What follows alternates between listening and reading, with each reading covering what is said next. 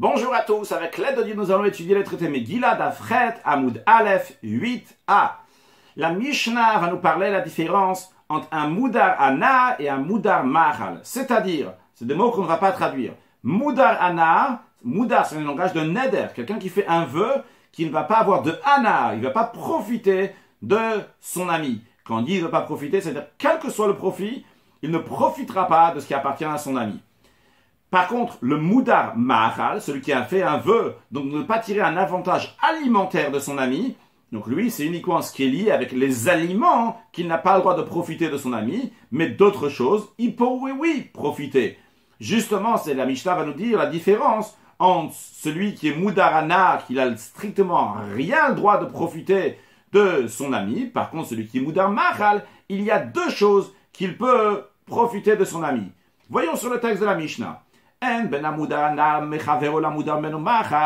seule différence qu'il y a entre celui qui a fait un vœu de ne pas profiter de son ami par rapport à celui qui a fait un vœu de ne pas profiter uniquement d'avantages alimentaires, Rashi et Moudarana. Rashi nous informe que le Moudarana, il est chamour, il est plus strict, mais Moudar Mahal, de celui qui a fait un vœu de ne pas profiter des avantages alimentaires. Donc, quelle est les seules deux différences qu'il y a? Et la drissata regel, uniquement le fait de fouler le sol de la propriété de son voisin. Celui qui est Moudar Ana, il n'a pas le droit de fouler le sol de la propriété de son voisin, parce qu'il profite, quel que soit le profit. Par contre, celui qui est Moudar Manu Mahal, celui qui a dit il ne va pas tirer un avantage alimentaire, lui a oui le droit de fouler le sol de la propriété de son voisin. Ça, c'est un point. Un deuxième, Rashi d'abord, Drissata regel, Moudarana, celui qui est Moudarana, Asoli Kanes le Beito, il n'a pas le droit de rentrer dans la maison de l'autre. Quand Rashi dit de rentrer dans la maison de l'autre, ça peut être même de passer dans la propriété de l'autre, il n'a pas le droit. Par contre, va Moudar Mahal, celui qui a fait un vœu de ne pas profiter des aliments, de ne pas avoir d'avantage alimentaire, lui, Moutar, il a le droit de fouler le sol de la propriété de son ami. Ça, c'est une différence qu'il y a entre le Moudar Ana et le Moudar Mahal. Une deuxième différence, des ustensiles donc, qui ne servent pas pour préparer de la nourriture, que Rashi nous explique que Moutar, on a le droit de prêter un ustensile à quelqu'un qui est Moudar Mahal. C'est-à-dire que si quelqu'un il a dit je ne veux pas profiter d'avantages alimentaires de Menachem Altabé, et il veut maintenant emprunter quelque chose donc qui n'est pas lié avec des avantages alimentaires, c'est pas quelque chose qui est là même pour préparer la nourriture, eh bien, j'ai le droit de lui prêter. Davka, Rashi nous rajoute, ça que j'ai le droit de lui prêter, c'est uniquement c'est uniquement dans un endroit où on ne loue pas des choses que je vais lui prêter et qui ne sont pas liées, qui ne sont pas à usage. Donc pour des choses alimentaires.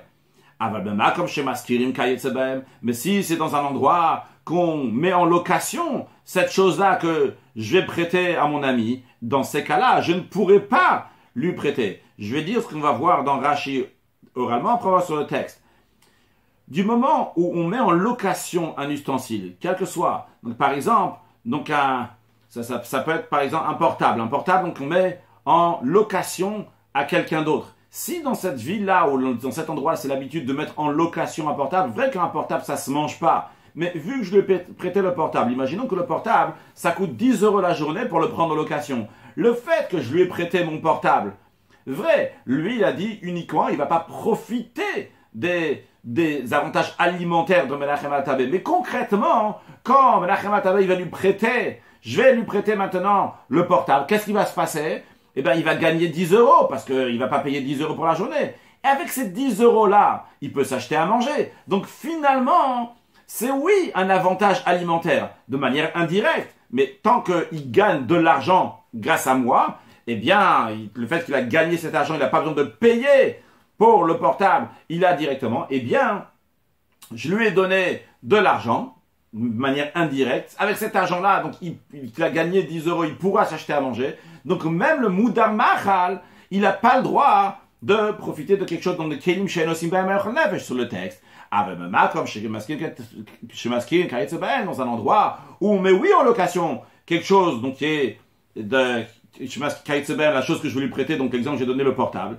Il y a écrit clairement, en enseignant une Mishnah, des assos, c'est interdit, pourquoi? Des cholana, la règle est que tout profit, chez Imlo que si cette personne-là n'aurait pas fait profiter, en l'occurrence, que moi je ne vais pas lui faire profiter, eh bien, il y a mechaseba puta, je l'aurais fait perdre une puta, une somme d'argent même tout petite. Eh bien, anat machali, ça s'appelle un profit, un avantage alimentaire. Pourquoi? Chez Areru, il y a ota puta l'iknavabachal. Parce que cette puta, ce centime-là, c'est cette pièce-là que je l'ai fait économiser, grâce à ça, il peut acheter à manger. Donc, dans ces cas-là, même c'est un keili chez Enosim Bochel Nefesh, même si c'est un ustensile dans lequel on ne fait pas des choses pour la nourriture alimentaire, mais vu qu'il va gagner de l'argent, et par cela, donc, il pourra acheter des aliments, eh bien, ça sera aussi interdit pour le Mudar Machal. La Gemara dit, très bien, j'ai bien compris la Mishnah. Que la Mishnah nous a dit que la seule différence entre le Mudarana et le Mudar Machal, c'est uniquement deux choses. La première, Drissat Hareg, donc fouler le sol de la propriété. Et deuxièmement, Kelim Shen Osim Baem Ochel Nefesh, les ustensiles avec lesquels on ne se sert pas pour de la nourriture. La Gemara en déduit de là que Alehinyan Kelim Shen Osim Baem Ochel Nefesh, donc pour les ustensiles avec lesquels on fait oui des aliments, Zeva Zeshavin. On prépare des aliments, donc la nourriture. L'un et l'autre, aussi bien le Mudarana et aussi bien le Mudar Machal, les deux sont égaux, il n'y a pas de différence. Sur le texte de Rashi, Gemara, Alehinyan Kelim She Osim Baem Ochel Nefesh, Asso c'est interdit, Ave Mudar Machal, même celui qui a fait un vœu de ne pas tirer un avantage alimentaire. Quel est le chidouche ici? Bien sûr, c'est du manger. Rashi nous dit le chidouche il est que va filou bemakom she'en maskir, même si on se trouve dans un endroit que si la personne a besoin d'un verre, on va lui prêter gratuitement, il va pas avoir besoin de payer. Mais vu que le verre, c'est fait pour boire quelque chose avec, donc c'est tirer un avantage alimentaire, eh bien c'est la raison pour laquelle qu'on n'aura pas le droit de lui prêter un verre au celui qui est Mudar Machal, bien que c'est pas un aliment même. Mais c'est quelque chose, donc un keli, qui est lié avec les aliments, que grâce à ça, il va pouvoir boire, par exemple, si on parle d'un verre, ou si on parle d'une marmite, on parle d'une casserole, on parle d'une assiette, d'une fourchette, etc. Eh bien, même un Mudar Machal, on n'a pas le droit de lui prêter, donc des ustensiles avec lesquels qui sont liés avec l'alimentation. Drissata Regel, la Gemara nous dit, on avait vu dans la Mishnah qu'on n'a pas le droit de fouler, que celui qui est Mudarana n'a pas le droit de fouler le sol de la propriété de celui qu'il a dit qu'il ne va pas profiter de lui. La Gemara s'étonne sur ça. Halokab de Inche. Pourtant, les gens n'en font pas cas, n'en font pas une histoire si quelqu'un il va marcher dans sa propriété. D'ailleurs, d'après Tosfot, c'est uniquement si c'est dans une bika, dans une vallée, là-bas, les gens, ça les dérange pas si tu vas passer. Mais en tous les cas, Halokab de Inche, les gens n'en font pas une histoire de ça. Donc pourquoi on dirait qu'un Mudarana, quelqu'un qui dit je ne vais pas profiter de telle et telle personne, il n'a pas le droit de passer dans sa propriété juste pour passer là-bas. Les gens ne font pas une histoire. Amarava, Rava répond, Hamani. Cette Mishnah va d'après l'opinion de qui? Rabbi Eliezer, d'après l'opinion de Rabbi Eliezer, des Amar qui dit Vitou, que même quelque chose qu'en général, les gens ils sont mevater, les gens ils font pas cas, ils n'en font pas une histoire, eh bien quand même, Asur Bemudarana, quelqu'un qui a dit qu'il ne va pas en profiter, bien quand même, il ne va pas profiter de l'autre. Tout sort de profit. D'après Rabbi Eliezer, il est très strict sur le sujet. Il dit que même qu'en général, les gens, ils n'en font pas cas, quand même, ça sera interdit. Et d'après lui, va notre Mishnah, voyons Rashi. La Gemara a demandé à l'Okab de Inche, les gens n'en font pas cas. Vermaya sur Mudarana, donc pourquoi ça serait interdit si quelqu'un il a été Mudarana de passer, de fouler le pied sur le sol de la personne qui est Mudarana? La Gemara a répondu que ça va l'opinion de Rabbi Eliezer, que Vitour, Rachel traduit le Vitour, c'est quelque chose qu'il aurait laissé passer, il n'aurait pas fait cas d'un tout homme, et Enomak Midar, ne fait pas attention à ça, quand même, c'est interdit dans un mout pour quelqu'un qui est Mudar Ana. Mishnah suivante, Matnitin. En benen nedarim nezavot. La seule différence qu'il y a entre un neder et une nedava, au pluriel, nedarim et nedava, nedavot. Neder, c'est un vœu, nedava, c'est un don. Alors, comme Rashi nous explique déjà la notion de neder ou nedava, Faresh Bigmara, dans la Gemara, on expliquera que le neder, faire un vœu, c'est quoi? C'est à Omer Are Alay Ola. Quelqu'un dit, je prends sur moi d'amener un sacrifice, en l'occurrence un holocauste. ou l'achazmani frisha. Et après, plus tard, il a mis de côté l'Holocauste. Il a mis de côté donc un animal qu'il a consacré pour amener à sacrifier. Eh bien, chayav b'acharayuta, il est responsable jusqu'à qu'il va amener concrètement un animal de Ola, Holocauste, à l'autel, donc au temple, au tabernacle. Donc il a une responsabilité sur lui d'amener un sacrifice. Ça ne change pas, même s'il a mis de côté ce sacrifice-là, si celui-là il est mort, ou s'il y a un coup de foudre, il est mort, ou il s'est cassé, il est plus apte à amener un sacrifice parce qu'il a un défaut, eh bien, je dois me débrouiller, je dois amener un autre. Pourquoi? Je dis, arrête Allah, je prends sur moi, monsieur, j'ai pris sur moi d'amener un sacrifice. Ça ne change pas maintenant quel sacrifice. Si celui-là il s'est cassé la figure, eh bien tu en trouves un autre. Par contre, Rachid nous dit, Nedava, celui qui est un don, c'est à Omer, celui qui dit Arezo. Il dit, c'est là. Cet animal, cette vache, ce mouton, je l'amène en sacrifice. V'lo kibla alav, il n'a pas pris sur lui, il n'a pas pris sur ses épaules d'amener un sacrifice. Il a dit, c'est cet animal-là que j'amène en sacrifice. Il a pu amener cet animal-là, tant mieux.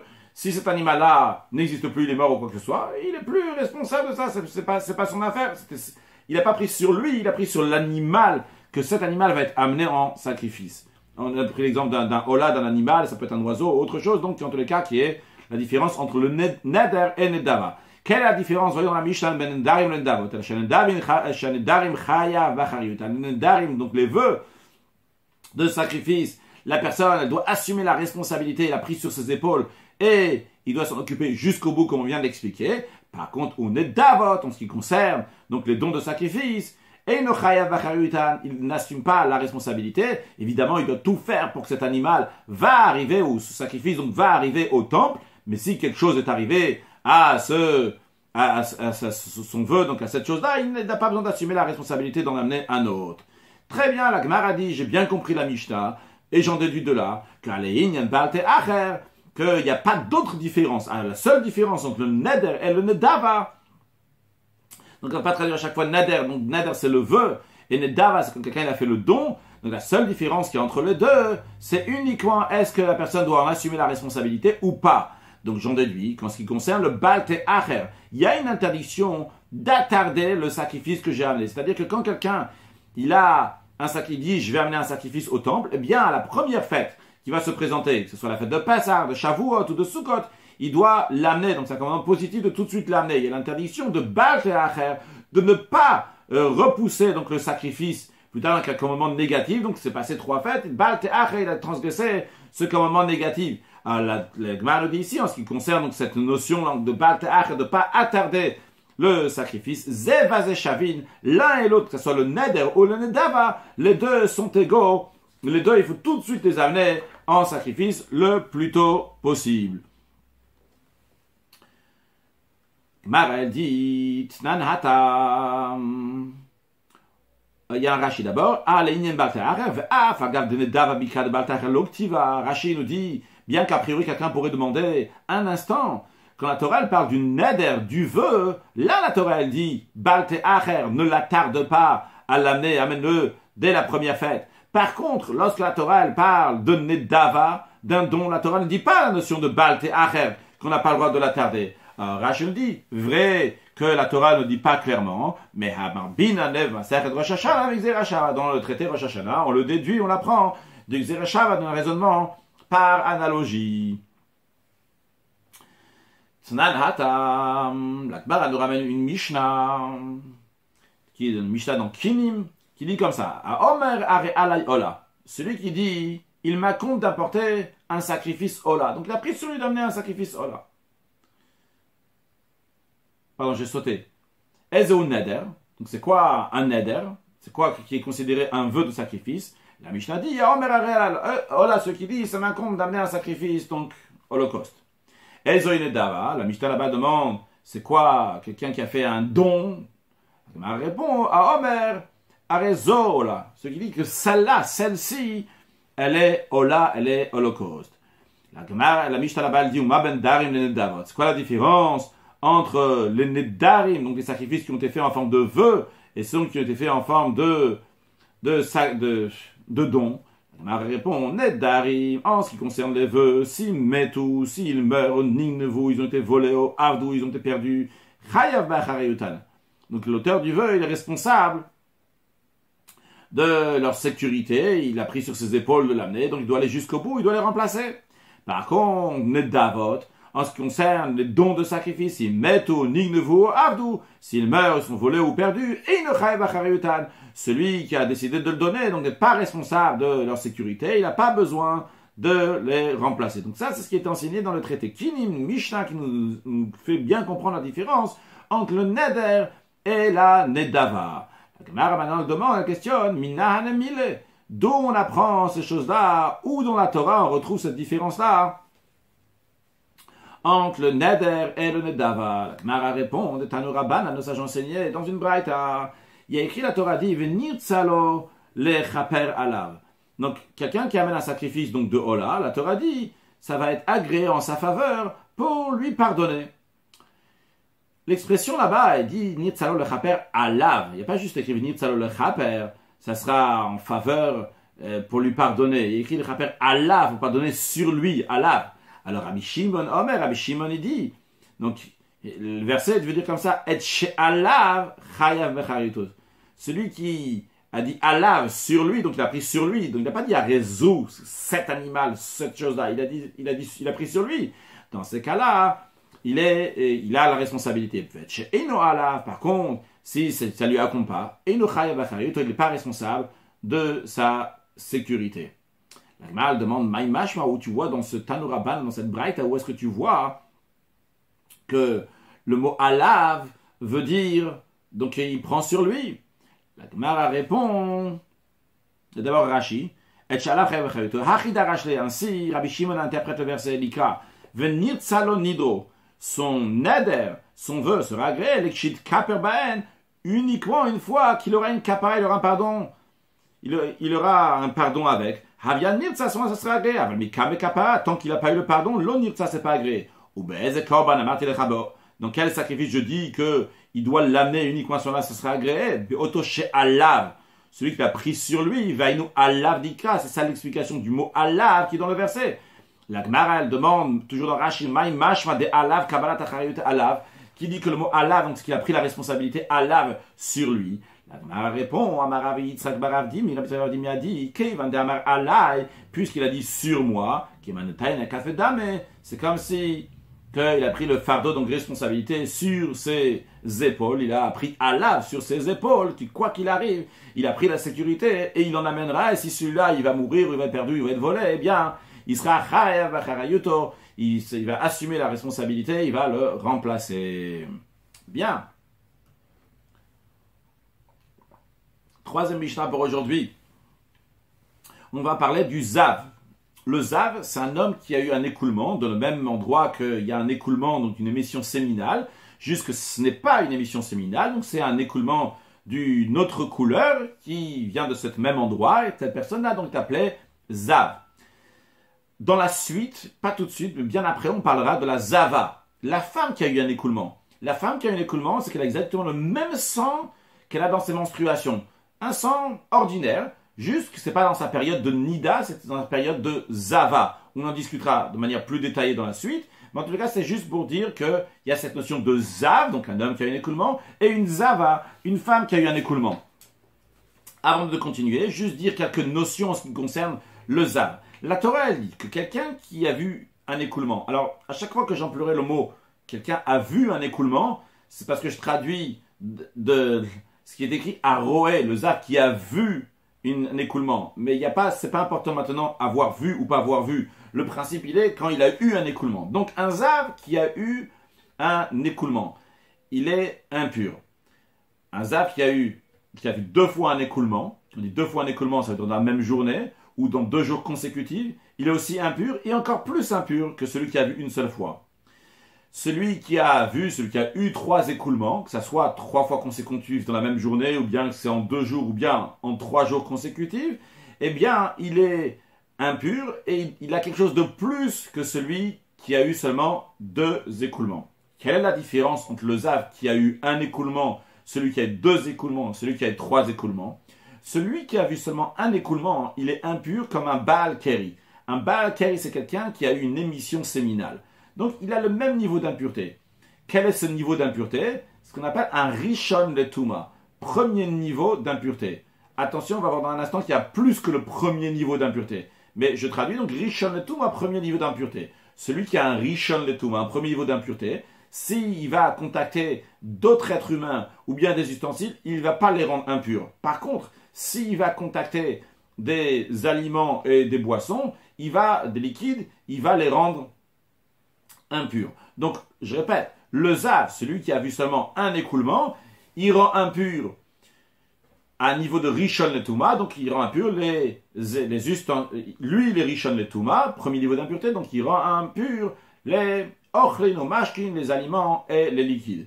Maintenant, si le Zav donc cette personne a eu 2 écoulements, à ce moment-là, il a une impureté qui est plus grave, non pas comme un Baal Keri, non pas juste comme quelqu'un qui a eu une émission séminale, donc c'est une Touma, une impureté qui est simple, on va dire, qu'il est juste un Rishon Letuma, mais maintenant, le Zav qui a vu 2 fois, il a eu 2 écoulements, eh bien, il rentre dans le critère de Zav. Le critère de Zav est une impureté qui est très forte. Le Zav, lui-même, il est Av Atuma. Non pas un Rishon Letuma, mais Av Atuma. Av Atuma, ça veut dire qu'il est le premier, qu'il est la source d'impureté. Et en tant que source d'impureté, littéralement en perte d'impureté, eh bien, le Zav va rendre impur des êtres humains, des ustensiles qu'il va toucher, il va les rendre impurs. S'il touche un autre être humain, il rendra l'être humain Rishon Letuma. S'il touche des kelim, des ustensiles, il rendra Rishon Letuma. Encore plus que ça, il y a quelque chose chez le Zav qui monte sur l'impureté qui est très grande, que si il va s'allonger sur un matelas, sur un coussin, sur un siège, toutes ces choses-là, ce qu'on appelle le Mishkav et Moshav, eh bien, le Zav va les rendre impurs aux sources d'impureté, que eux aussi vont devenir Avatuma. C'est-à-dire, le Zav lui-même, je répète, il est un Avatuma, une source d'impureté. S'il s'allonge sur un matelas, eh bien, le matelas va devenir un Avatuma. Il va prendre le même critère que le Zav lui-même, donc une source d'impureté. Encore plus que ça, imaginons qu'il y a 10 matelas. Et lui, il s'est allongé sur le matelas qui était tout en haut. Il n'a même pas touché. Il n'a pas touché. Il s'est allongé sur celui qui était le matelas, le 10e qui était tout en haut. Eh bien, tous les matelas qui sont en dessous, le 9e, 8e, jusqu'à celui qui est en bas, le premier, eh bien, tous deviennent impurs. De quel niveau? De Avatuma. Donc, le niveau de source de Touma. Ce qui ne serait pas le cas s'il avait juste touché. Là, s'est allongé dessus. Donc, en tous les cas, donc, celui qui a vu 2 écoulements, celui qui a 2 écoulements, donc c'est un Zav, avec toute l'impureté donc, du Zav. Je répète encore une fois, il est Avatuma, donc, et il rend impur donc, les êtres humains et les ustensiles, et s'il s'allonge donc, sur quelque chose, eh bien, il les rend tous un Av eux-mêmes. Maintenant, s'il a juste touché, donc, s'il a touché des choses, eh bien, c'est juste, il les rend seulement un Rishon Letuma, un premier niveau d'impureté. Maintenant, la Mishnah va nous parler de la différence entre le Zav qui a eu 2 écoulements et le Zav qui a eu 3 écoulements. Et la Mishnah va nous dire que la seule différence qu'il y a entre le Zav qui a eu 2 écoulements et celui qui a eu 3 écoulements, la seule différence qu'il y a, c'est que le Zav qui a eu 3 écoulements, en plus du fait qu'il est impur comme le Zav qui a eu 2 écoulements, mais celui qui a eu 3 écoulements, en plus de ça, il devra amener un sacrifice à la fin du processus de ces 7 jours, une fois qu'il aura fait passer 7 jours. Comme on verra, aussi bien celui qui a vu 2 écoulements, celui qui a eu 3 écoulements, les 2 doivent passer un processus de 7 jours. Mais c'est celui qui a eu 3 écoulements, lui, il devra amener un sacrifice à la fin de son processus. Encore une chose, peut-être j'aurais dû le dire avant, mais c'est pas grave. Donc le Zav qui a eu 2 écoulements et le Zav qui a eu 3 écoulements, donc les deux, dans leur impureté qui est extrêmement grave, il y a encore une chose, c'est qu'il est Metam et Klicheres Be'eset. Il rend impur un ustensile en argile, même juste en le touchant, en le bougeant. Expliquons. En général, un klicheres, un ustensile en argile, pour qu'il va recevoir l'impureté, ce n'est pas donc si on va le toucher par l'extérieur ou le bouger par l'extérieur. C'est uniquement si la chose impure est rentrée à l'intérieur de l'atmosphère du klicheres, de l'ustensile en argile. À ce moment-là uniquement, eh bien, ça reçoit... Le klicheres va devenir impur et tout ce qui est à l'intérieur va devenir impur. Par contre, en général, même si quelque chose donc d'impur a touché à l'extérieur du klicheres, le klicheres, l'ustensile en neige, n'est pas devenu impur. Par contre, il y a une exception. Pour le zav, c'est une impureté qui est très très grave, eh bien lui, donc il y a avatuma, qui est un premier niveau d'impureté, eh bien, encore une chose, il est metam et klicheres bes, que s'il a bougé, donc le klicheres, même pas l'extérieur seulement, eh bien quand même il a fait transmettre la touma, il lui a donné l'impureté juste même par l'extérieur. Mishnah, matnitin, en ben zavarosh tereiyot leroe shalosh. La seule différence qu'il y a entre le zav qui a eu des écoulements et celui qui a eu 3 écoulements et la korban, uniquement le sacrifice, c'est ça la différence entre l'un et l'autre. La Gemara dit, donc j'en déduis qu'en ce qui concerne le fait s'il va s'allonger donc sur un matelas, ou bien moshav, s'il va s'asseoir donc sur son siège, qui reçoit le niveau d'impureté qui est avatuma, sur ce point-là, il n'y a pas de différence entre celui qui a eu 2 écoulements et celui qui a eu 3 écoulements. De même, ou svirat shiva, de même en ce qui concerne le fait de compter 7 jours avant, une fois qu'il a fini, donc une fois qu'il n'a plus donc d'écoulement, il va compter 7 jours. Zevaz et Shavin, les deux sont égaux, aussi bien celui qui a eu 2 écoulements, celui qui a eu 3 écoulements, les deux doivent compter 7 jours. Donc, on récapitule, la seule différence qu'il y a entre le zav qui a eu 2 écoulements et celui qui a eu 3, c'est le sacrifice que le zav qui a eu 3 écoulements, il va amener. Par contre, en ce qui concerne, donc, rendre impur le mishkav et moshav, donc on va pas traduire à chaque fois mishkav, donc tous les couches qu'il y a en dessous de lui, tous les sièges qu'il y a en dessous de lui, tous les coussins, c'est-à-dire sur lesquels donc il s'allonge jusqu'à ce qu'il s'assoit, eh bien, sur ça, il n'y a pas de différence entre le zav, donc de mishkav ou moshav, il n'y a pas de différence entre le zav qui a eu 2 écoulements, celui qui a eu 3 écoulements. De même, en ce qui concerne donc le sirat shiva, le fait de compter 7 jours, il n'y a pas de différence entre celui qui a eu 2 écoulements et 3 écoulements. Zevaz et Shavin, les deux sont égaux. La Gemara demande, minan et mile, d'où on déduit ces choses-là? Où est-ce qu'il y a écrit ça dans la Torah? Rashi d'abord. Plusieurs Rashi, déjà le Rashi de la Mishnah. Shtereyot beyom echad, donc s'il a vu. Donc il y a eu 2 écoulements en un jour, au Bishnayam Retzufim, 2 jours consécutifs. Vechen Shalosh, de même quand on dit un zav qui a eu 3 écoulements, c'est Biyom Echad, en un jour, au Bishloshayam Retzufim, ou bien en 3 jours consécutifs, au Shtaim Biyom Echad Ve'achat Lemacha, ou bien qu'il y a eu 2 écoulements en un jour et un autre le lendemain, eh bien il a appelé un zav, donc qui est de le niveau d'impureté, donc il y a eu un zav qui a eu 3 écoulements. Donc on a dit la différence entre celui de 2 et 3 écoulements, c'est le sacrifice. Puis après dans la Gemara, on nous dit que Mishkav ou Moshav, il n'y a pas de différence entre celui qui a eu 2 écoulements ou 3 écoulements.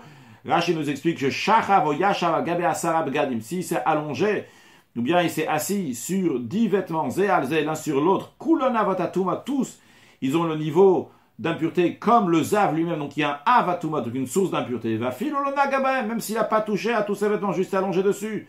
Rashi nous dit que s'il ne s'était pas allongé, Veilu Nagabedava Sheno Mishkav ou Moshav, s'il a toucher quelque chose qui n'est pas Mishkav ou Moshav, eh bien, elle a Rishon et Touma. Dans ce cas-là, il devient la chose lequel le Zav va toucher, sera seulement un Rishon, un premier niveau d'impureté.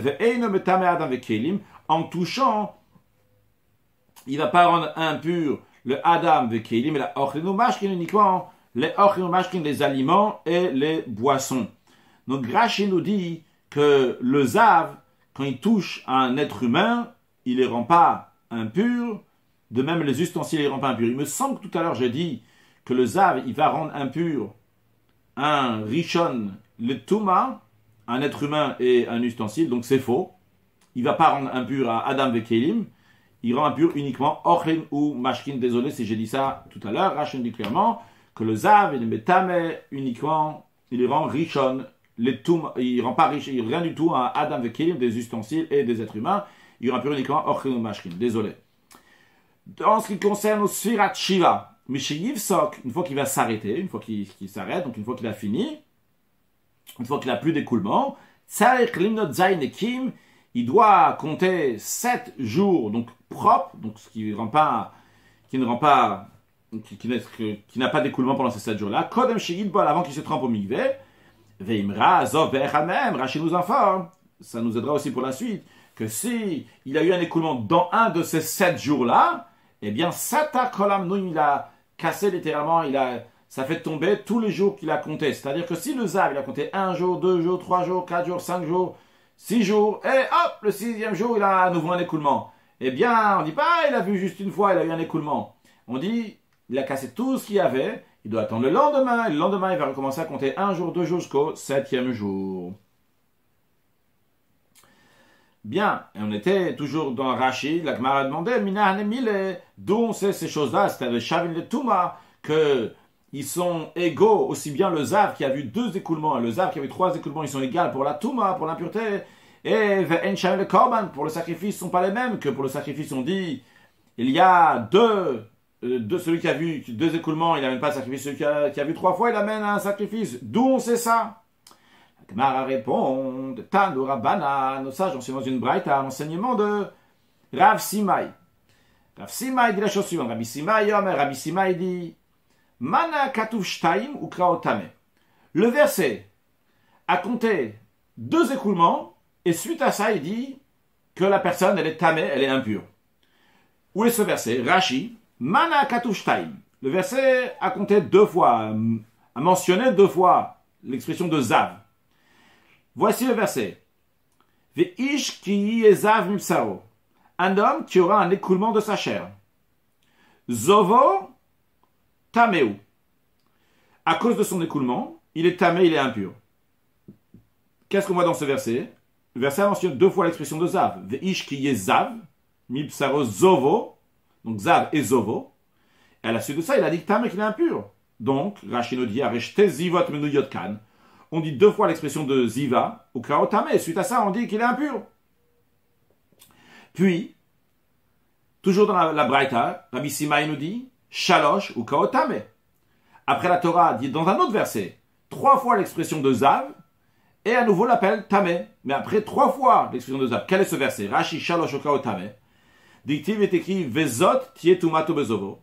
Telle sera sa touma lorsqu'il aura un écoulement. Rar besaro etzovo. Soit que sa chair déverse son écoulement, hohertim besaro mizovo. Soit qu'elle s'engorge sa chair à cause de son écoulement. Donc on voit ici dans ce verset-là, bezovo, zovo, mizovo. 3 fois l'expression de zav. Al rachalosh. Donc on a 3 fois l'expression de zav. Et dans la suite du verset, il y a écrit que Tumato, Rashi ne le ramène pas ici, il y a écrit que Tumato ici son impureté. Ou Kaotame, on appelle ça ici, Rashi le ramène. Donc tout de suite là, Kaotame, comment est-ce qu'il ramène Tumatoi, en disant, c'est son impureté. Donc on voit que la Torah dit 2 fois l'expression de Zav, elle appelle Tamé impur. Après 3 fois l'expression de Zav, elle dit impur. Pourquoi? Quelle est la différence entre les deux? Hakeitzad. Comment expliquer ça? S'il est Tamé suite à 2 écoulements, c'est sûr qu'au bout de 3, il est aussi Tamé. Quelle est la différence donc que celui qui a eu 2 écoulements, 3 écoulements? Rabbi Simai explique, Shtaim le Touma v'shalosh le Korban. C'est là pour nous dire que s'il a eu 2 écoulements, d'abord Rashi, Hakeitzad, comment ça? Imishtaim Tamé. Si au bout de 2 écoulements, il est impur, là ma part de Rakatu Shalosh. Pourquoi le verset te dit 3? On peut te dire que Shtaim le Touma, que dès qu'il a eu 2, il devient impur, donc impur avec toute l'impureté de Zav, toute l'impureté du Zav. Donc aussi bien, donc il va rendre impur le Mishkav ou Moshav, aussi bien qu'il va compter 7 jours. Donc toute l'impureté donc, de Zav s'applique à lui, mais pas le sacrifice. Par contre, s'il a eu 3 écoulements à ce moment-là, en plus de l'impureté, il y a aussi un sacrifice qu'il doit amener. Bien, c'est comme ça que Rabbi Simai explique le fait qu'on dit 2 fois Zav et après Tamé, pour dire que dès qu'il a vu 2 fois, il est impur, et qui nous explique pourquoi après on dit 3 fois l'expression de Zav et après Tamé, pour nous dire qu'en plus de son impureté, il donne un sacrifice. La Gemara s'interroge sur cette explication-là, et dit on n'a qu'à dire plutôt que 2, s'il a eu des écoulements, il est impur, vélo le Korban. En effet, s'il a eu des écoulements, il est impur, il n'a pas de sacrifice. Mais Shalosh, en effet, lorsque la Torah après dit que 3 fois l'expression de Zav et après Tamé, c'est pour te dire que les Korban veulent le Tumak. S'il a eu 3 écoulements, eh bien, il doit amener un sacrifice et non pas l'impureté. Il n'a plus d'impureté. L'impureté est partie. Alors la Gemara demande comment c'est possible de dire ça. Amarta achelora shalosh rashtaim, n'est-ce pas? Tu dis, avant qu'il a eu 3 écoulements, il a eu 2. Si avant de... Il n'y a pas de Rashi, le Touma Hamoua. Rashi, donc, on a dit le Korban velo le Touma, qu'il amène un sacrifice qui ne soit pas impur, donc s'il a vu 3 fois. Alors, est-ce que ça veut dire qu'il n'aura strictement aucune impureté s'il a eu 3 écoulements? Rachid nous dit, Velolotuma Chamura, on va dire que ce Zav-là, qui a eu 3 écoulements, il ne sera pas si strict dans son impureté. Là, il sera uniquement comme un Baal Keri, quelqu'un qui a eu une émission séminale, qui a une certaine impureté, comme on l'a dit dans l'introduction, qu'il est un Rishon Letuma, un premier niveau d'impureté, mais non pas un Avatuma. C'est-à-dire, dans l'hypothèse qu'on est en train de proposer, c'est de dire que si il a eu 2 écoulements, il sera impur comme un Zav. S'il a eu 3 écoulements, il sera impur uniquement comme un Baal Keri, non pas comme un Zav, et il devra amener un sacrifice. Et sur ça, la Gemara questionne comment tu peux dire une telle hypothèse. Toujours dans Rashi, du moment où il a vu le Zav, il a eu 2 écoulements, eh bien à ce moment-là, il est devenu un Zav à 100%. Il a toute l'impureté très stricte du Zav. Ou Miotsio, comment il sort de cette impureté? C'est pas en voyant 3e écoulement qu'il est sorti de l'impureté qu'il avait lorsqu'il avait 2 écoulements. Donc, ce qui nous oblige à dire que quand la Torah dit 2 fois Zav et après Tamé, et 3 fois Zav et après Tamé, c'est pour nous dire que le 2 fois, c'est la Touma, c'est l'impureté. Et quand on dit 3 fois, la Touma qu'il y avait lorsqu'il a vu, l'impureté qu'il y avait lorsqu'il a eu 2 écoulements reste, se maintient. Seulement qu'on rajoute quelque chose d'autre, aussi un sacrifice. La Gemara, quand même, essaie de proposer, toujours en gardant, donc il y a la notion de 2 et de 3, puisqu'on a vu clairement dans les versets, mais la Gemara, quand même, essaie de proposer une deuxième manière en différenciant celui qui a eu 2 et celui qui a eu 3. 2 écoulements, 3 écoulements. La Gemara dit, Ve'eimar, disons, Shtaim le Korban, que si quelqu'un a eu 2 écoulements, il doit amener un sacrifice. Mais venons le Touma. Mais il n'est pas si impur que ça. Donc non, il n'est pas l'impureté sévère d'un Zav. Bien qu'il ait l'impureté comme un Baal Keri, comme on l'a dit. Mais Shaloshaf le Touma. Mais lorsqu'il a eu 3 écoulements, eh bien à ce moment-là, il devient avec l'impureté sévère du Zav. Donc la Gemara propose maintenant, c'est de dire que celui qui a eu 2 écoulements, il doit amener un sacrifice. Et celui qui a 3 écoulements, eh bien, il doit, en plus du sacrifice, on maintient le sacrifice, on ne peut pas enlever ce qu'il y avait déjà avant. Donc on garde le sacrifice, mais en plus de ça, c'est maintenant qu'il va devenir avec une impureté si sévère, donc celle du Zav. La Gemara dit le Salkadatar. Ça ne peut pas monter à l'esprit une telle éventualité. Pas possible. Pourquoi? Voyons la Braïta, des Tanya, on enseigne dans une Braïta. Il dit que le Kohen, il lui procurera devant Hachem un pardon, misovo, donc de son écoulement. Alors ici, l'expression de misovo, de sa ziva, de son écoulement, vient nous apprendre une certaine restriction. Misovo, de l'écoulement, pas tout l'écoulement, de l'écoulement. Qu'est-ce qu'on veut dire ici? Pour mitzat zavin, pour nous dire que pas tous ceux qui ont un écoulement amènent un sacrifice. Le verset dit, Dieu va lui pardonner, donc celui qui a amené le sacrifice, le Zav qui a amené le sacrifice, et ça lui sera pardonné de sa ziva, de son écoulement, mais c'est misovo, pour nous dire que mitzat zavin, qu'uniquement certains qui sont Zav, mevin korban amènent un sacrifice. Par contre, mitzat zavin, certains qui sont Zav, et mevin korban, ils n'amènent pas un sacrifice. Hakeitzad. Comment ça? C'est qui amène un sacrifice, qui n'amène pas un sacrifice? Voyons d'abord Rashi, misovo, mashma mitzazovo, l'expression de misovo sous-entend certains d'une partie de l'écoulement, donc certains amènent un sacrifice, certains n'amènent pas un sacrifice. C'est qui amène un sacrifice, c'est qui amène pas un sacrifice? La Braïta explique, Ra, Shalosh, Mevi, s'il a eu 3 écoulements, il amène un sacrifice. Shtaim, s'il a eu 2 écoulements, et no Mevi, il n'amène pas 2 sacrifices. Donc comme ça, la Braïta explique ce qui amène et ce qui amène pas, donc par la logique. Tout ce qu'on sait du verset, c'est que misovo, c'est seulement certains Zav amènent certains Zav seulement vont amener le sacrifice. La Braïta, elle dit, avec sa logique, il n'y a pas écrit quelque part, mais la Braïta dit que logiquement, celui qui a 2, il n'amène pas le sacrifice. Celui qui a 3 écoulements, c'est lui qui amène le sacrifice. La Gemara dit, la Braïta continue. Peut-être c'est pas comme ça. Oeno la rashta imevi. Peut-être on va dire le contraire. S'il a eu 2 écoulements, il amène un sacrifice. Rachalosheno mevi. Et s'il a eu 3 écoulements, il ne va pas amener un sacrifice. La Braïta dit, on ne peut pas dire une telle hypothèse. Pourquoi? Parce que lorsque il a vu, avant d'avoir vu 3 fois, il a vu 2 fois. C'est-à-dire, c'est le même raisonnement qu'on a dit tout à l'heure. Si déjà, lorsqu'il a eu des écoulements, il doit amener un sacrifice, Quand il y a eu une troisième fois un écoulement, ce sacrifice ne s'est pas envolé, n'a pas disparu. Il avait cette impureté qui l'engageait à amener un sacrifice lorsqu'il a eu 2 écoulements. Eh bien, lorsqu'il a 3, c'est sûr et certain qu'il doit aussi amener le sacrifice. Pourtant, nous, on doit faire une différence. Le fait qu'avec une mise au veau, pour nous dire que certains âmes amènent un sacrifice, certains âmes n'amènent pas un sacrifice. Ce qui nous oblige à dire qu'il y a une différence. Certains âmes donc amènent, certains n'amènent pas. On est obligé de dire, c'est celui qui est 2 qui n'amène pas, celui qui a 3, il amène le sacrifice. Parce que si tu me dis que celui qui a 2, il amène le sacrifice, si celui qui a 2, il amène le sacrifice, celui qui a 3 aussi devrait amener le sacrifice. Bien. Ce qu'on a vu jusqu'à présent, on a eu 2 enseignements. On a eu l'enseignement de Rabbi Simai, on a eu aussi l'enseignement de la Braïta. C'est-à-dire, Rabbi Simai nous a amené donc 2 versets dans lesquels on dit, le premier verset qui disait 2 fois l'expression de Zav et après on dit qu'il est impur. Le deuxième verset dans lequel on dit 3 fois l'expression de Zav et après on disait qu'il est impur. Qu'est-ce qu'il a appris Rabbi Simai de cela? Il a appris que le Zav qui a eu 2 écoulements, il est impur comme un Zav, mais il n'amène pas de sacrifice. Et le Zav qui a eu 3 écoulements, eh bien en plus, donc il est impur. Il est impur comme le premier évidemment. En plus de ça, il doit amener un sacrifice vu qu'il a eu 3 écoulements. Donc, il a ramené une preuve d'un verset. Il a des preuves, Rabbi Simai, donc, des versets qu'il a ramenés. Puis, on a vu une braïta aussi, qui nous ramène des preuves, qu'il y a une différence entre 2 et 3. C'est quoi la preuve de la braïta? Que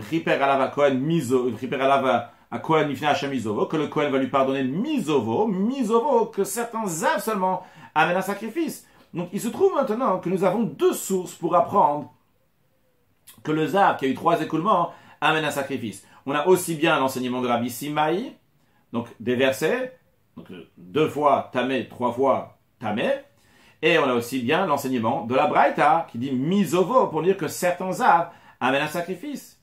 Donc on a 2 enseignements. Alors la Gemara va expliquer maintenant pourquoi on a besoin de 2 enseignements, aussi bien l'enseignement de Rabbi Simai, et aussi bien l'enseignement de misovo. La Gemara dit comme ça, de Rabbi Simai, on a besoin aussi bien de la preuve que Rabbi Simai nous a amené, et aussi bien de la preuve de la Braïta qui nous dit le verset de misovo. Pourquoi on a besoin des 2? Gemara nous dit, mais de Rabbi Simai, ici c'était uniquement donc de Rabbi Simai, seulement sa preuve donc des 2 versets. Ava mina kikushan, j'aurais dit, il y a une objection qui vient, donc semblable à la question qu'on a demandé avant. La question qu'on a dit avant, qui te dit donc cette distinction donc entre, c'est pour le Zav, donc il y a eu 2 écoulements, le Zav qui a eu 3. Peut-être, c'est pas ça l'explication. Peut-être on aurait traduit autrement, comme on a demandé, donc sur Rabbi Simai. Peut-être, c'est 2 fois pour amener un sacrifice, et non pas pour l'impureté, et uniquement la 3e fois, c'est pour l'impureté. Ça, si on avait eu uniquement l'enseignement de Rabbi Simai. Donc Rabbi Simai nous fait oui une différence entre 2 et 3. Mais on aurait pu dire que sa différence, c'est pour dire que celui qui a 2, il amène le sacrifice. Celui qui a 3, il doit, en plus de ça, il a l'impureté sévère du Zav. C'est pour ça qu'on a besoin de l'enseignement de la Braïta, du verset misovo. Donc, Kamashvala misovo, c'est ça qui vient nous apprendre le verset misovo. Maintenant, dans le sens inverse, a priori, on aurait pu apprendre uniquement misovo pour dire que uniquement certains Zavin amènent un sacrifice. La Gemara dit misovo. Si c'est seulement, on avait seulement le verset, donc misovo. Donc tu dis que certains avines amènent un sacrifice. Loyadana kamareyot, je n'aurais pas su combien d'écoulements il doit avoir. Ok, j'aurais su que certains avines amènent un sacrifice, certains n'amènent pas. Mais comme Rashi nous dit loyadana kamareyot, je n'aurais pas su combien littéralement de vues, donc combien de fois, combien d'écoulements. Hay miktsat de mashamaika. Vrai, ce verset-là nous dit que misovo, c'est miktsat, uniquement certains avines. Mais ce miktsat, ce peu-là qu'on apprend de ce verset, le yadin al-mahi, j'aurais pas su c'est lequel. Au shalosh ve'arba, est-ce que la différence entre un zav qui a eu 3 écoulements et l'autre qui a eu 4, j'aurais dit donc celui qui a eu 3, il est impur et celui qui a 4, il amène des sacrifices. Ou bien au shtaim ve'shalosh, peut-être c'est 2 et 3. Donc pour savoir la différence entre 2 et 3, kamash malan, c'est ça que vient nous enseigner de Rabbi Simai, l'enseignement de Rabbi Simai, pour nous dire que la différence, c'est entre le Zav qui est 2 et de 3. Bien. En tous les cas, donc, on a vu maintenant que l'expression misovo, c'est dans la Braïta que nous avons, on a vu que misovo, c'est pour nous dire miktsat zavin, uniquement certains Zav, et non pas tous les Zav doivent amener un sacrifice. Donc, le principe qu'on peut en déduire de là, c'est quand la Torah dit misovo, il y a quelque chose à apprendre. C'est pour dire misovo, il y a seulement certains Zavin, il y a une partie du Zav. Alors, la Gemara demande, maintenant tu as déclaré que l'expression de son écoulement, misovo, c'est pour nous dire une interprétation. Alors la Gemara dit, dans ces cas-là, j'aimerais avoir l'explication d'un autre verset dans lequel là-bas aussi il y a écrit misovo. À noter que pour faciliter dans la suite, le verset que nous avons vu jusqu'à présent de misovo, c'est le verset 15. Okay, c'est le chapitre 15, verset 15 dans Vayikra. On va l'appeler le verset qu'on a vu jusqu'à présent, le verset 15.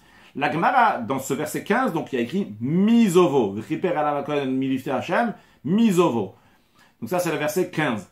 La Gemara maintenant va ramener le verset 13, donc deux versets juste avant le verset 15, dans lequel là-bas aussi il y a l'expression misovo. La Gemara va dire, j'aimerais qu'on interprète aussi ce verset, vu que maintenant j'ai compris du verset 15 que quand il y a écrit misovo de son écoulement, c'est pour faire une dracha, pour interpréter quelque chose. Qu'est-ce qu'on va faire avec le verset 13? Là-bas il y a écrit Vichiyitar hazav misovo. Lorsque le zav va se purifier, va se nettoyer de son écoulement, misovo. Maïdashanbe. Quelle dracha, quelle interprétation tu vas faire avec ce misovo qui est dans le verset 13? La Gemara dit, Haomi Baele, oui, bien sûr, j'en ai besoin, on en a besoin. L'Igditania a commencé dans une braïta. La braïta va apprendre du verset 13, donc Vichiyitar hazav misovo, on va apprendre trois enseignements. Vichiyitar hazav. Le fait que le verset dit, lorsque le zav va se purifier, lorsqu'il va se nettoyer, la première des choses qu'on apprend, l'ekshiyif sok misovo, que dès qu'il s'est purifié, dès qu'il s'est nettoyé de son écoulement, c'est-à-dire dès qu'il n'a plus d'écoulement, tout de suite, la suite du verset nous dit qu'il va compter 7 jours. Donc, de là, du fait qu'il y a écrit Vichiyitar hazav, alors, juste pour information, la braïta, c'est une braïta qui nous explique tout le verset Vichiyitar. Qu'est-ce qu'on apprend du misovo? Mais la braïta nous apprend aussi d'autres choses au passage. Donc, on apprend toute la braïta dans son intégralité. Après, on va voir qu'est-ce que nous apprend misovo. Pour l'instant, la braïta nous apprend un premier enseignement de Vichiyitar hazav tout court. Le fait que la Torah dit lorsque le zav va se purifier. De là, on apprend que dès que le zav n'a plus d'écoulement, tout de suite, il peut commencer à compter ses 7 jours. C'est la fin du verset. Que le Safar Shivatien, il va compter 7 jours. Donc, ça qu'on dit, il va compter 7 jours pour nous dire qu'il n'a pas besoin d'aller au mikvé après son écoulement et après commencer à compter 7 jours. Non, dès qu'il finit son écoulement, dès qu'il n'a plus d'écoulement, tout de suite, il peut commencer à compter 7 jours sans avoir besoin d'aller au mikvé. Il n'a pas besoin d'aller au mikvé pour compter ces 7 jours, comme Rashi va nous le dire dans quelques instants. On va faire le Rashi, vu que Rashi va parler aussi sur la suite de la Gemara. On va le voir dans un instant. Donc d'abord, sur le texte de la Gemara, avec Yitar hazav, lorsque le zav va se purifier, les kshiyiv sok mizovo. Dès que ça zivout, dès que son écoulement s'arrête, tout de suite il peut commencer à compter. Un deuxième point, la Braïta nous dit, mizovo. Le fait que la Torah dit, lorsqu'il va se purifier mizovo de sa ziva, j'apprends de là, velo mizovo venigo, non pas de son écoulement et de sa tsarat. Ça, c'est le deuxième enseignement qu'on va développer dans un instant. Et il y a un troisième enseignement qu'on va voir dans le texte d'Agmara après avoir lu le Rashi. D'abord, disons oralement donc ce deuxième enseignement.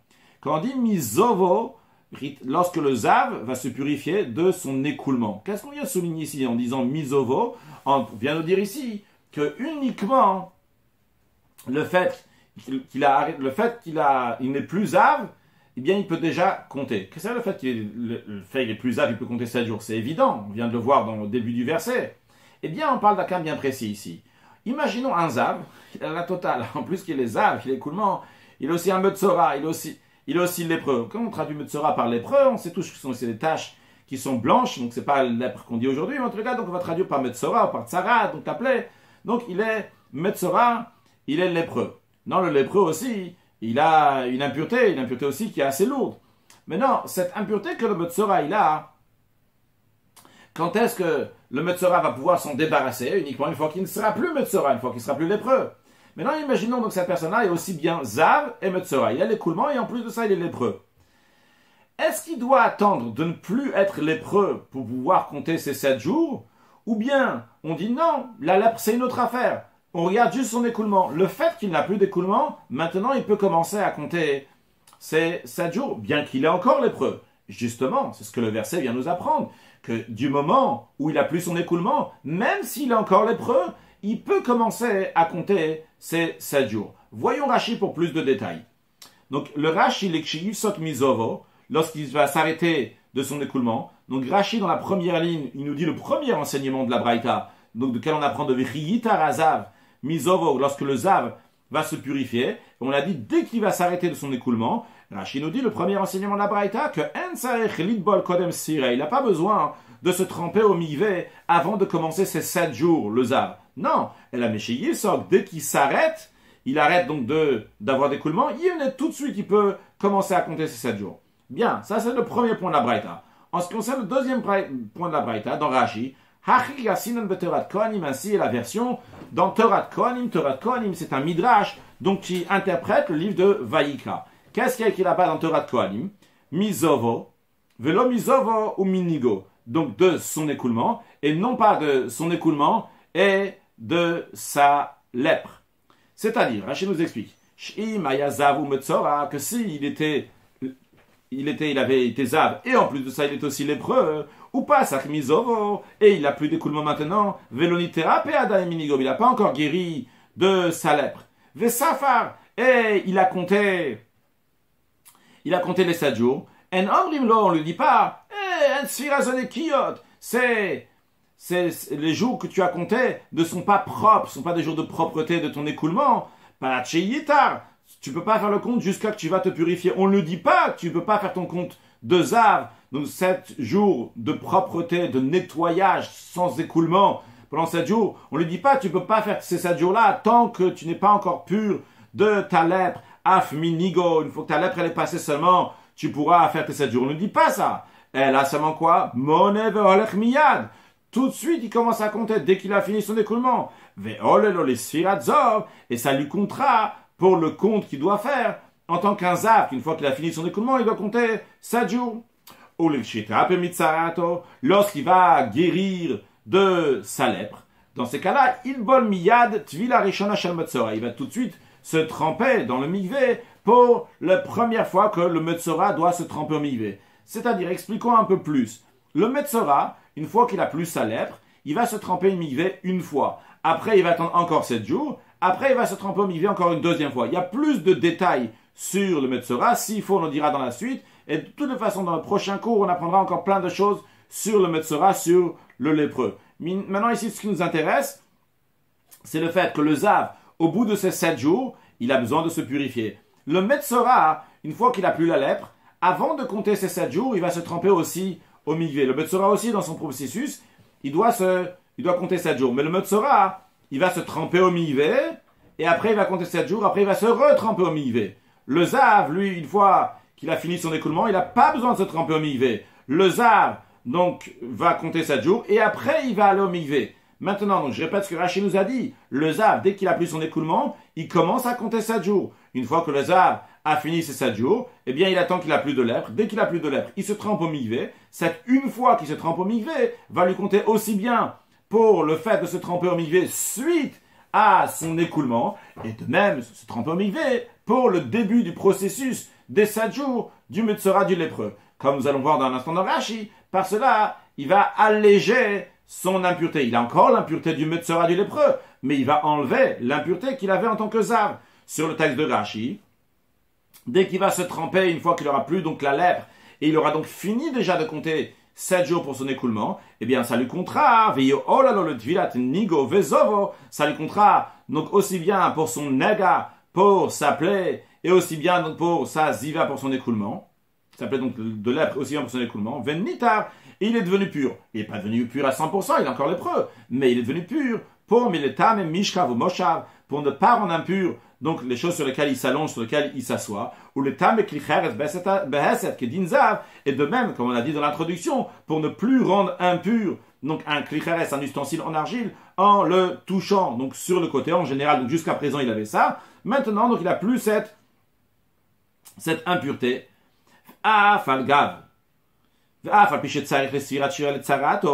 qu'il a besoin encore de compter 7 jours parce qu'il est lépreux. Alors, pour qu'après il va pouvoir manger donc des sacrifices. Comme ça, Rashi dit que pour pouvoir manger des sacrifices, il doit compter encore 7 jours. Utvila shnia, il a besoin de se tremper encore une deuxième fois au mikvé, comme il est écrit dans le lépreux, que verachas b'mayim v'taer, il va se laver dans l'eau, ça va se tremper dans le mikvé, ve'taer, et il y aura un certain niveau d'impureté. Ve'acha yavolamachan, après il pourra rentrer déjà dans le camp, vu que jusqu'à présent il était à l'extérieur du camp. Mais même quand il est dans le camp, ve'yashav michutz lo shivat yamim, il va être assis, il va vivre donc à l'extérieur de sa tente pendant 7 jours. Ve'hayavay mashi galech et loser, après le 7e jour, il a rasé tous ses poils, ve'gomer, etc. Ve'rachatz, et Bessar Obama, il va rincer, il va laver sa chair dans l'eau, c'est-à-dire qu'il va aller une deuxième fois au mikvé au bout de 7 jours. Donc ce que Rachid veut nous dire en 2 mots, bien que cette personne il était lépreux, et c'est vrai qu'il s'est trempé une mikvé aux première fois, mais il a besoin de se tremper une deuxième fois. Mais quand même, le fait qu'il s'est trempé au mikvé une première fois, ça l'a aidé, c'est utile pour lui, que dorénavant il va plus avoir l'impureté lourde du zav qui rend impur mishkav ou moshav, et klicheres bes, qui rend impur un klicheres lorsqu'il va le mettre de côté. Donc ça, c'était le deuxième enseignement de la Braïta. Le frère qui a écrit V'chiitar azav mizovo, on apprend que c'est mizovo, velo mizovo venigo, et non pas de sa ziva et aussi de sa lèpre. Le troisième point que la Braïta nous apprend, c'est mizovo vesafar. La Torah dit V'chiitar azav mizovo vesafar. Lorsque le zav va se purifier de sa zivoud, de son écoulement, vesafar, et il comptera. Le fait que la Torah colle mizovo vesafar, donc 2 son écoulement et il va compter, la Braïta nous dit limed zav b'ashtereiyot.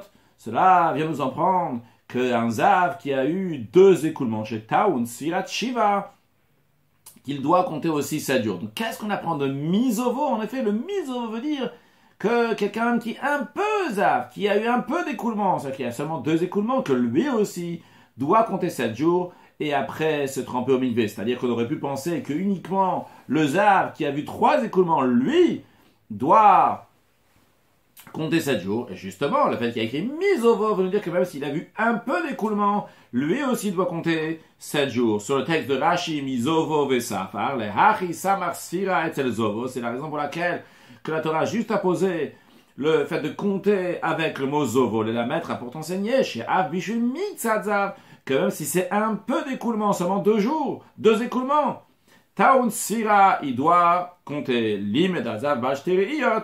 Cela vient nous enseigner que un zav qui a eu 2 écoulements, il doit compter les 7 jours. Encore une fois, comme on a les 2 écoulements, c'est pas obligé que ce soit 2 jours, ça peut être dans le même jour aussi. Bien, ça c'est la Braïta. Et donc on voit en tous les cas que le mot mizovo vient nous enseigner, donc même un mitzadzav, quelqu'un qui est un peu zav, qui a seulement 2 écoulements, lui aussi doit compter 7 jours. La Gemara demande, pourquoi tu as besoin d'un verset pour nous dire que le zav qui a vu 2 écoulements, il doit compter 7 jours? Valodinu, c'est un raisonnement logique, tu peux le déduire.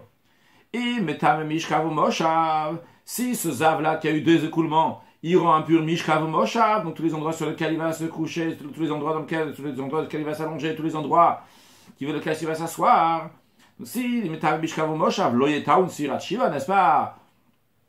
C'est logique qu'il devrait compter 7 jours, comme Rashi nous dit, lo yetaun sirat shiva bitmia, n'est-ce pas que s'il est metam mishkav moshav, n'est-ce pas qu'avec ça se lie avec étonnement, n'est-ce pas qu'il devrait compter 7 jours? C'est évident. Ah, Rachamat Ashtaim. Après que tu as dit donc qu'il a compté, après qu'il a vu donc 2 jours, donc 2 jours il a eu des écoulements, 2 fois il a eu des écoulements, eh bien, suite à cela, il devrait compter 7 jours, V'achigar Sinan. Ainsi, il faut dire la version. Halo Dinu, n'est-ce pas, c'est une logique, que Metam Mishkav Moshav Bishtereyot, que s'il rend impur, donc le Moshav, Metam Mishkav Moshav fera avoir eu 2 fois. Donc on comprend que c'est le Chol Chomer Tumat Zav. Ce Zav là, donc il est très strictement Zav. Il faut qu'il a eu 2 écoulements. Mais comment ça monte à l'esprit? Donc il ne doit pas compter 7 jours. Le fait de compter 7 jours, ça fait partie donc des lois de l'impureté et de la pureté du Zav. Alors la Gemara répond sur page d'Afret Amoudbet. On va faire encore quelques lignes jusqu'à la Mishnah pour conclure le sujet. D'Afret Amoudbet 8b. La Gemara nous dit, non, c'est pas si évident que ça, que parce qu'il est zav, il doit compter 7 jours, ça n'a pas été si évident que ça, on a besoin du verset, pourquoi c'est pas si évident que ça? Shomer et yom keneged yom tochiach, la femme qui garde, il surveille un jour pour un jour, de quoi s'agit-il? Comme on a dit tout au début, donc de l'introduction de la Mishnah, on a parlé d'un zav et d'une zava. Bien, lorsque la femme elle a sa menstruation pour la première fois, donc la fille a sa menstruation pour la première fois de sa vie, eh bien, les 7 jours qui suivent, elle est dans une période de Nida. Donc, dès qu'elle a vu du sang, elle va compter 7 jours. Le 7e jour, elle va aller, une fois que la nuit va tomber, elle ira au mikvé. Donc, après la tombée de la nuit, au bout de 7 jours. Donc, ça, c'est la femme qui est Nida. À partir de ce jour-là qu'elle a vu la première fois de sa vie du sang, eh bien, elle compte 7 jours de Nida. Après, elle compte 11 jours, que si elle va avoir du sang dans ces 11 jours, elle va être considérée Zava. C'est exactement le même sang qu'il y a pendant qu'elle est Nida ou pendant qu'elle est Zava. Quand elle a le sang pendant la période de Nida, pendant ces 7 jours-là, eh bien, c'est appelé la période de menstruation. Lorsqu'elle est Zava, c'est appelé hors de la période de menstruation. Donc, elle est considérée une Zava. Bien, donc c'est simple. 7 jours, depuis le premier jour de sa vie, si elle a vu Rosh Chodesh Adar, eh bien, le 7e jour, eh bien, jusqu'au 7e jour, elle est Nida. Après, le 8e jour, elle est dans une période qu'elle peut devenir Zava si elle va voir du sang. Jusqu'à le 18e jour. Le 18e jour, à nouveau 7 jours, après 11 jours, et encore une fois 7 jours, encore une fois 11 jours, etc. jusqu'à la fin de sa vie. À part s'il y a des accouchements, on ne rentre pas dans ces détails-là maintenant. Donc, cette femme-là qui est Zava, et dans cette période-là, elle a vu un jour, elle a eu un écoulement. Ou bien elle a eu 2 écoulements. Et bien que ce soit un écoulement ou 2 écoulements, elle doit garder toute la journée du lendemain. C'est-à-dire que le lendemain, elle va se tremper au mikvé, elle va attendre toute la journée jusqu'à la fin de la journée. Si elle n'a pas vu d'écoulement, elle n'a pas vu de sang, donc jusqu'au soir, eh bien, suite à ça, elle sera pure. Maintenant, cette Shomeret Yom Keneged Yom, donc cette femme-là, donc qui a eu du sang, donc qui est Zava, Rashi nous dit Shomeret Yom Keneged Yom, Haroa Yom Echad Oshnaim, donc cette femme qui voit du sang, qui a eu du sang, donc 1 jour ou 2 jours, Betor Achad Asayom, dans les 11 jours, chez Ben Nida, les Nida qui entrent donc la période de Nida et Nida, comme on l'a dit oralement, eh bien, Monayom Echad, elle compte 1 jour, Vetovelet Bobayom, elle se trempe le jour même au mikvé, elle attend la fin de la soirée. Et si à la fin de la journée, si la fin de la journée c'est fini, elle n'a pas eu de sang, eh bien, elle est propre. Et elle, Tochiach, elle va prouver. Qu'est-ce qu'elle va prouver? Que quoi? Cette femme-là, c'est une Zava. D'ailleurs, en hébreu, ça s'appelle une Zava Ktana. En français, Zava mineure. Donc, c'est une petite Zava. S'il a eu un écoulement ou 2 écoulements. Elle attend le lendemain, et après, elle devient pure. On ne compte pas maintenant si c'est une Zava Gdola, si elle a vu 3 jours dans cette période de Ziva, c'est un autre din. Mais en tous les cas, donc, le fait qu'elle a vu 1 fois ou 2 fois du sang pendant cette période-là, eh bien, elle est comme un Zav, elle rend impur Mishkav Moshav. Et pourtant, elle, Inatuna, si elle n'a pas besoin de compter 7 jours. Donc, j'aurais pu dire la Rashi, Shmetam Mishkav Moshav, Ishmata Bataita Tamasachat Nida Mabinana, dans le dernier suga, dans le dernier sujet donc, de traité Nida, là-bas, on est marbé, on rajoute aussi donc cette Zava, donc elle aussi, qu'elle metta Mishkav Moshav, qu'elle rend impure, Mishkav Moshav, on apprend ça des versets là-bas. En tous les cas, on voit que bien qu'elle rend impure Mishkav Moshav, elle ne compte pas 7 jours. Donc, Afat, à toi aussi, à Titmalze, ne t'étonne pas sur celui-là, si on va dire, si on avait dit que le Zav, chez Afat Bishabetam Mishkav Moshav, bien que le Zav rend impure Mishkav Moshav, quand même, le Itaun Sirat Shiva, il n'a pas besoin de compter 7 jours. Donc, j'aurais pu penser, déduire de la Zava, de la Shomeret Yom Keneged Yom, que elle rend impure Mishkav Moshav. Et pourtant, elle n'a pas besoin de compter 7 jours. J'aurais dit la même chose aussi pour le Zav, qui a vu 2 fois. C'est pour cela que Talmud Lomar, le verset te dit, Mizovo Vesafar, que même s'il est un peu Zav, s'il a seulement 2 écoulements, il doit compter 7 jours, que Mitzat Zovo, que même s'il a un peu de son écoulement Vesafar, il va compter 7 jours. Limet se nous enseigne, Al Zav Ashtere Iyot, que si un Zav il a eu 2 écoulements, Sheta un Sfirat Shiva, qui doit compter 7 jours. Très bien. Donc, en tous les cas de tout ça, on a eu l'explication de mot misovo. Aussi bien le misovo qui est dans le verset 15, aussi bien le misovo qui est dans le verset 13. Le misovo qui est dans le verset 15, on a appris misovo. On vient nous dire, seulement certains avim amènent le sacrifice. Et qu'il est certain, on l'a dit, celui qui a eu 2 écoulements, il est impur, mais il n'amène pas le sacrifice. Celui qui a eu 3 écoulements, en plus de ça, il doit amener un sacrifice. Qu'est-ce qu'on a fait avec le misovo du verset 13? On a dit, même s'il a eu 2 écoulements, lui aussi doit compter 7 jours. La question maintenant qui se pose est la suivante. Amar le Rav Papa la Abaye.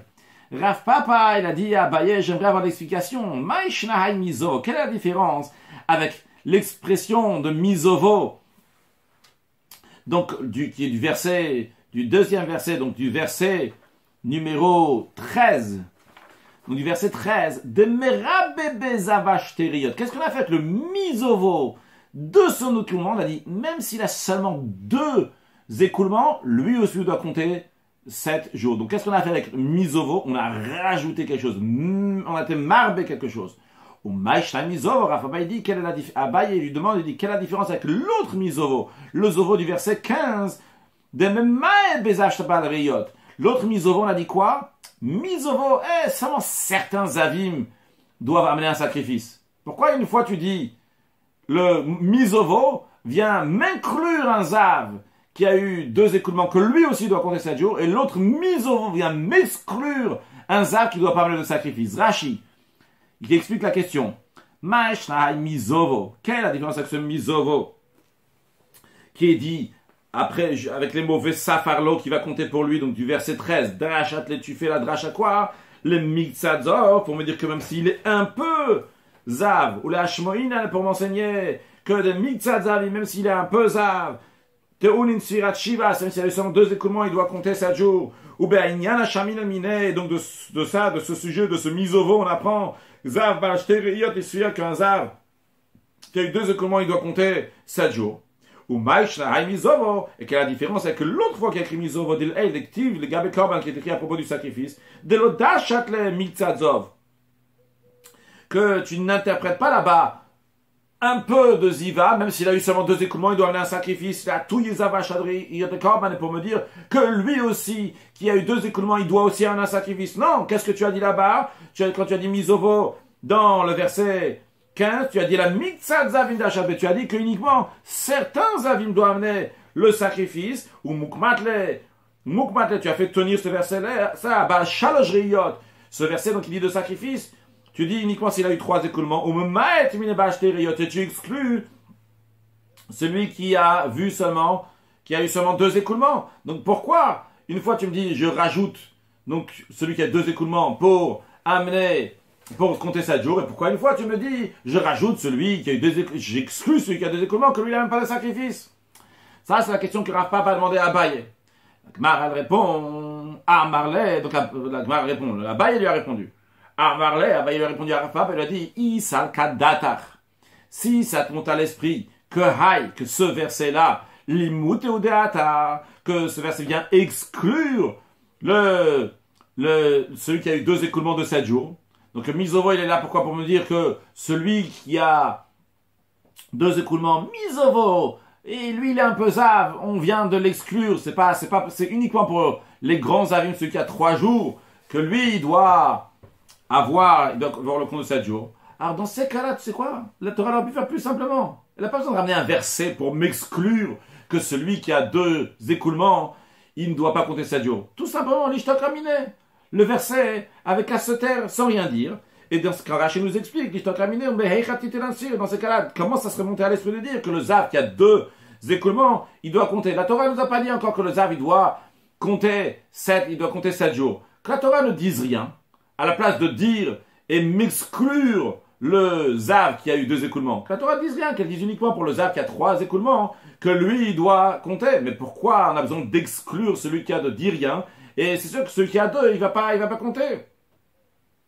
Vechitema. Et si tu vas me dire, tu sais quoi, Atia Medina, si je vais l'apprendre, donc par un raisonnement logique, parce que là, comme Rashi nous dit, Vechitema Atia Medina de ce qu'on a dit avant, que des kamrat, ce qu'on a dit avant, im betame mishkavu moshav, lo yetaun sirat shiva. Dans la logique qu'on avait dit, donc d'Afret Amoudal et en bas de la page, on a dit, hey, c'est sûr, si le zav qui a eu 2 écoulements, il aura un pur mishkavu moshav, c'est sûr qu'il doit compter 7 jours. Alors, si tu veux me dire ça, la Gemara dit, Rashi nous dit, on est déjà dans Rashi, le Atia, tu ne peux pas faire cette déduction. Pourquoi? Des Amarta, que tu viens de dire, on vient d'apprendre au début de Chet Amud Bet, on a dit qu'on ne peut pas faire cette déduction logique, entre guillemets, dire, si déjà, le Zav, il aura un peu Mishkavu Moshav, c'est sûr qu'il va compter 7 jours. Tu ne veux pas dire ça. Pourquoi? Des Amrat Shomer et Yom Keneged Yom Tochiach. Dans le texte d'Agmara aussi, c'est Shomer et Yom Keneged Yom Tochiach, que la femme qui a eu 1 écoulement, 2 écoulements, qui Shomer et Yom Keneged Yom, bien que, celle qui nous intéresse, c'est qu'il y a eu 2 écoulements, elle est comme le Zav, elle est Metamem Mishkavu Moshav, elle aura un peu Mishkavu Moshav. Pourtant, elle ne doit pas compter 7 jours. Donc si la Torah n'avait rien dit, eh bien, j'aurais pas pensé, ça ne serait pas monté à l'esprit de dire que celui qui a 2 écoulements, il doit compter. Donc, si la Torah nous a dit, c'est uniquement pour nous faire un mi-out, en effet, pour nous dire que même s'il a seulement 2 écoulements, il doit quand même compter. Abaye continue à dire ce que Rav Papa pourrait lui demander. Il rit, si tu vas me dire, Haïmi Baile, j'ai besoin de l'expression de misovo. Pourquoi? Pour me dire misovo volominigo, comme on a appris, donc le 2e enseignement de la Braïta qu'on vient d'apprendre, que pour nous dire que dès qu'il est plus ave, eh bien, à ce moment-là, il peut déjà faire son compte de 7 jours. Il n'a pas besoin d'attendre qu'il a plus la lèpre. Si c'est pour ça que j'ai besoin du verset, du mot misovo, eh bien, imken, s'il en est ainsi, lire tov kavechita razav. La Torah aurait pu dire, quand le zav va se purifier, v'lishtok, et se taire, sans rien rajouter. Et comme Rachid nous explique, imken lire tov kavechita razav. La Torah peut nous dire, donc, quand le zav va se purifier, v'lo bay misovo, j'aurais pas besoin que la Torah rajoute, quand le zav va se purifier, misovo.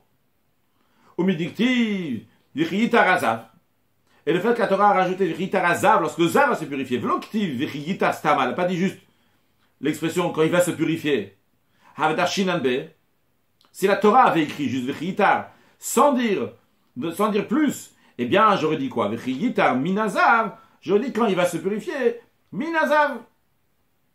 C'est-à-dire qu'il est zav, un zav qui est aussi metzora, ça suffit qu'il se purifie juste du fait qu'il est zav. Il n'a pas besoin d'attendre qu'il soit plus metzora pour se purifier. Donc j'aurais pu l'apprendre même sans le mot misovo. My misovo. Pourquoi la Torah vient rajouter le mot misovo? Shmamina, j'en déduis de là que c'est le midrash. C'est pour faire une dracha. Alors quel dracha je peux faire? La seule dracha que je peux faire, c'est migzat zavin tantsira, pour me dire que c'est quelqu'un qui est un peu zav. Il doit compter 7 jours. Ce qui est un peu zav, ce qui a 2 écoulements sur le texte d'Agmara. Donc, l'amali, pourquoi la Torah, misovo, l'amali, pourquoi la Torah ajoute le mot misovo? Réponse, les limed al zav ashtereiyot, pour nous enseigner un zav qui a eu 2 écoulements, j'ai taun sirat shiva, qu'il a besoin de compter 7 jours. On va conclure avec une halakha. On a parlé aujourd'hui, donc après, en ce qui concerne les nedarim, les nedavot, les vœux, les dons. Dans la Mishnah, c'est dit, qu'on a appris, donc le nedarim, la personne, elle est donc les responsables. Elle a pris la responsabilité sur lui, ce qui n'est pas qu'à des dons. Le Rambam, dans les lois de Matnatanim, les cadeaux aux pauvres, il dit que la tzedaka, ça fait partie donc des vœux. C'est pour ça que quelqu'un qui dit, je dois, réalaï sela l'iddak, je dois donner un sela, donc une pièce, à la tzedaka, ou sela zol tzedaka, bien, il doit la donner aux pauvres tout de suite. Et s'il a transgressé balte acher, donc ce qu'on a appris, que dans un vœu, et aussi bien dans un don, en tout cas, il y a la notion de balte acher, de ne pas attarder. Mais en tout cas, qu'est-ce qu'on voit? Que celui qui doit donner la tzedaka, il a le chiyuv d'un neder, il a le chiyuv d'un vœu. Bien, c'est discuté dans le décisionnaire. En tout cas, juste ramener l'opinion du Rambam. Et conclure avec quelque chose de positif, bien que ce n'est pas directement lié à cette Gemara, mais on a vu l'expression, la différence entre celui qui dit Are alai et celui qui dit sur moi, Are zo. Zo, c'est quelque chose que tu peux montrer du doigt, c'est quelque chose qui est là. Cet animal-là, il va être un sacrifice. Alors, aller à quelque chose d'autre, mais pour rajouter dans l'esprit positif qui en a besoin en général, et particulièrement dans notre période, on connaît l'expression de Rabbi Akiva et de son maître de Rabbi Akiva, Nachum Ish Gamzu. Rabbi Akiva avait l'habitude de dire que tout ce que Dieu fait, c'est pour le bien. Et comme dans son histoire qui lui arrivait, qu'il a perdu son âne, il a perdu son coq, il a perdu sa bougie, mais à chaque fois il disait, ce que Dieu il fait, c'est pour le bien. C'est-à-dire que c'est du mal, mais du mal, on va arriver au bien. Par contre, Nachum Ish Gamzu, que d'après certains, la raison pour laquelle il est appelé Nachum l'homme de Gamzu, parce qu'il disait toujours Gamzu le Tova. Zou le Tova, ça c'est pour le bien. Et en effet, dans l'histoire qu'il a eue avec la caisse qu'il devait amener, et tous les trésors qu'il y avait à l'intérieur, toutes les pierres précieuses et les diamants qu'il y avait à l'intérieur, et qui ont été pris à l'auberge, et quand il est arrivé chez le roi, c'était une caisse de terre. Lorsqu'il a vu ça, il a dit Gamzu le Tova, ça même c'est pour le bien. Et en effet, il s'est avéré plus tard que ça même c'était bien, et peut-être encore mieux, parce qu'il y a un ministre qui est venu, qui a dit que ça c'est de la terre sur laquelle on le jette sur les ennemis, ça devient des flèches, ça peut leur faire du mal. Et c'est ce qui s'est passé en effet. Lui, quand il dit Gamzu le Tova, l'expression de Zou, ou Zo, quand on veut dire, c'est ça, c'est quelque chose, ça même c'est du bien, c'est dans chaque chose, voir le bien, non pas comme Rabbi Akiva qui a du mal pour du bien, mais le maître de Rabbi Akiva qui est dans une période avant et à un niveau plus haut, il nous apprend comment voir dans chaque chose elle-même, Gamzu, que ça même, le Tova, ça c'est pour le bien, que Dieu fasse, que toutes les choses, on puisse voir comment c'est le Tova, c'est pour le bien, mais Tova nigle va nigle, non pas avec du bien qui est caché, qu'on doit déduire que c'est du bien, mais Tova nigle va nigle, qu'on puisse voir que c'est du bien, concrètement qu'Akadosh Baruch Hu nous envoie la Geoula, Mitzvah Shlema, avec la venue de Mashiach, now, une excellente journée.